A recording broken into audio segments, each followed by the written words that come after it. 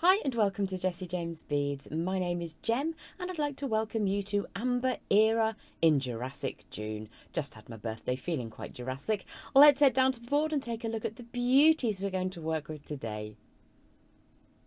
So we have here a selection of items, beautiful gemstone faceted beads.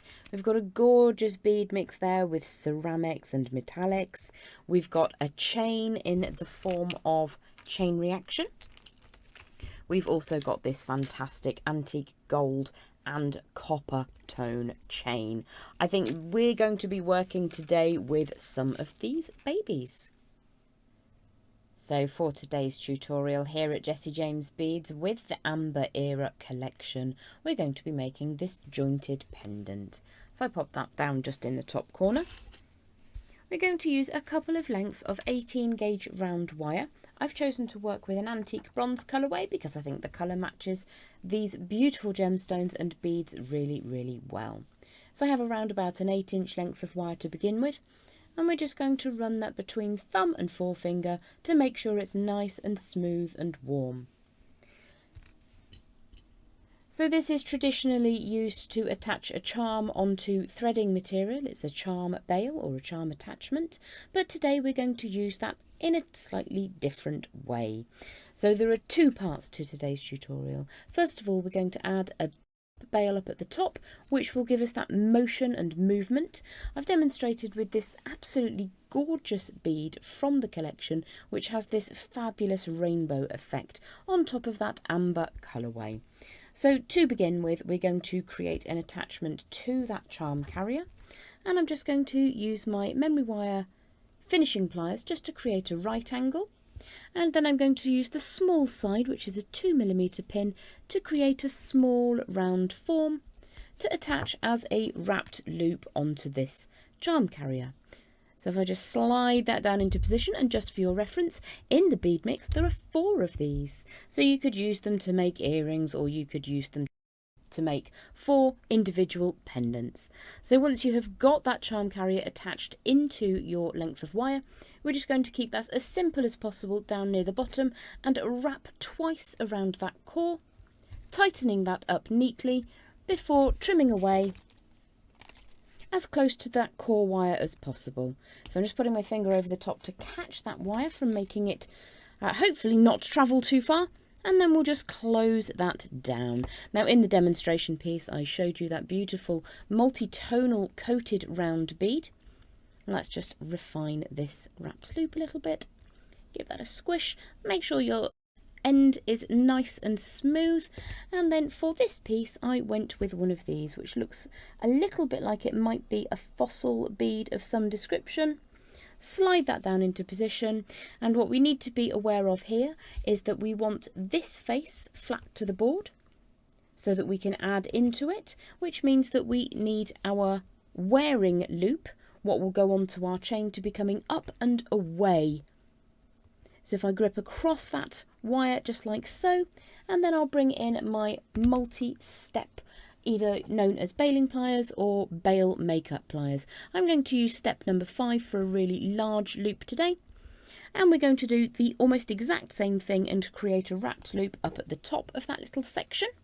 Grip across your loop, and we're going to run a couple of times to fill that gap, and then we're going to look at the lower side to see which is neatest. Which side looks neater to you? I think probably this side looks neater. So we're just going to orient that bail correctly, make sure it sits opposite to that charm carrier, give it a little bit of a squish to straighten it and keep it in place. Warm the next section of wire. Now the tail of wire is coming from underneath that core, so I'm going to bring it all the way around the outside of that lovely bead, draw it over the top, push it into position, and then wrap twice around the section just above the lower wrapped loop. Now you can add a spiral here if you desire, if you want to make it nice and interesting. Lots of lovely spirals in jewellery. I find it quite attractive, but if you want that to be a slightly cleaner, simpler look, we'll take that wire wrap to the rear of the design and just bring it as close to the loop as possible, trimming away with the flush side of your cutters, making sure you only cut the correct side, and just make sure that that last little bit sits down neatly. So you now have created a joint in your jewellery, which gives it a little bit more interest. So for the second part of the tutorial, what we're going to do is again take another piece of 18 gauge round wire. I'm working with an antique bronze on copper, and create a round form in the centre. Now you can choose whatever object you like to help you here. My wire was much longer than I actually needed. It really only needs to be a couple of inches, about 4 inches in length. So once I've got a basic round form, which I will allow to turn slightly into a little bit more of a pear shape in a moment. So to make life slightly easier, I'm just going to trim that away as if we had started with a 4-inch length of that 18 gauge wire.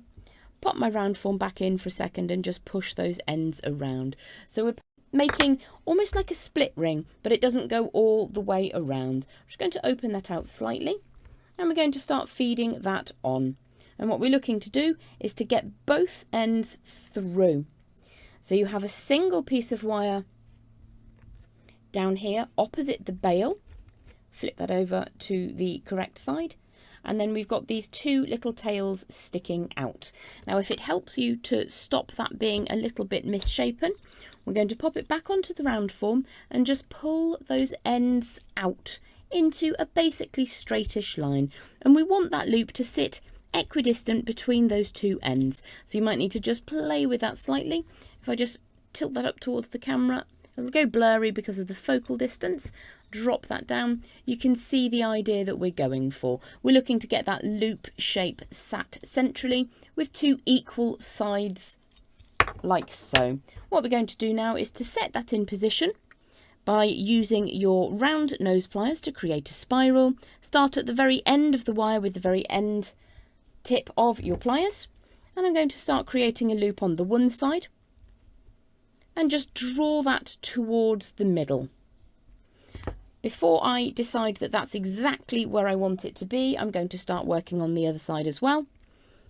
Now, if you need to stop yourself from over tightening this, you can put that form, that rounded shape, back onto the mandrel. I'm just going to wing it for now because it's easier to show you what I'm doing. So we've got two sides now, and we've centralised that round form. You can see it's ever so slightly out of true, so you can pop that back on, and then you can just tighten that up on either side little by little until you get that completely centralised. Now, I love my wooden mandrels from Beadalon, but you can use any round form you have available. So we've created this central hanging section, and what we're going to do now is embellish it with some beads. So I have 10 of the small facets. I think they're about 4mm. And I've chosen a bead from that bead mix to sit down at the bottom. You could use the same bead all the way around if you wanted a completely symmetrical halo, but you don't have to. So we're now going to add in a length of that 26 gauge round wire. Again, I'm working in an antique bronze colourway, and there's around about 15 inches. So I'm going to begin by winding 5 times around that frame. You could gently hammer or work hard on your frame if it helps you to keep it in the correct shape. But once you've taken those two ends through, it ceases to be perfectly round anyway. So if it's slightly off round, don't worry about it. So we need to have a really good connection point. I've got 4 wraps here.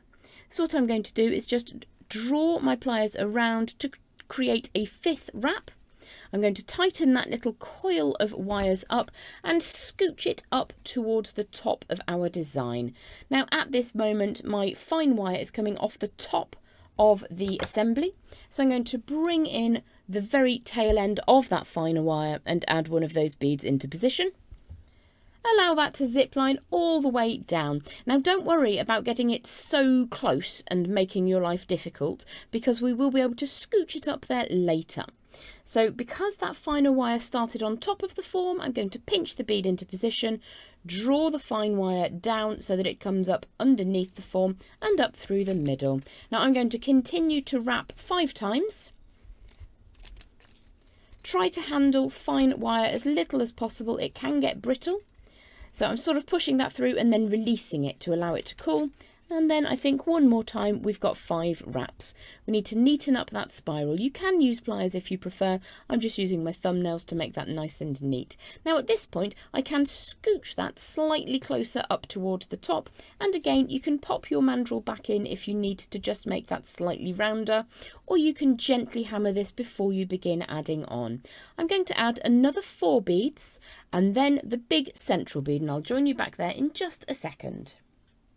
I've added 5 of the faceted beads onto the outside of this round form.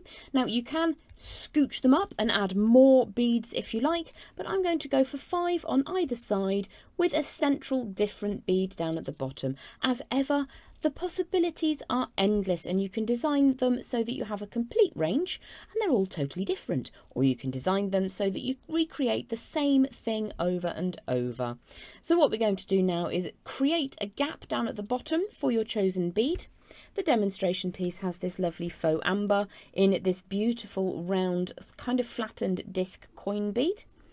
And I've chosen for the sample we're working on together this stone bead. So let's pop the wire through that stone bead, and we're going to use the exact same process for sitting this bead against the outside of that round form as we did for each of those small facets. So there will probably, because it's a naturally formed nugget bead, there will be a side that works better.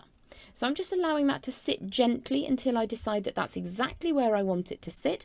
I might need to make some minor modifications to the distancing between the beads on the first side. The wire is coming off the top, the finer wire is off the top of that round form, which means that I need to take the tail underneath and up through the middle. And in exactly the same way, we're going to wrap 5 times here and then continue to add the remaining 5 beads. I hope that you've enjoyed working with me today here at Jessie James Beads. I will put a little photograph on the end of today's video showing the completed piece. So we're going to add those last 5 beads, finish with 5 wraps, and then scooch everything gently until it sits symmetrically and equally. My name is Jem. Thanks for working with us here at Jessie James Beads. Bye for now.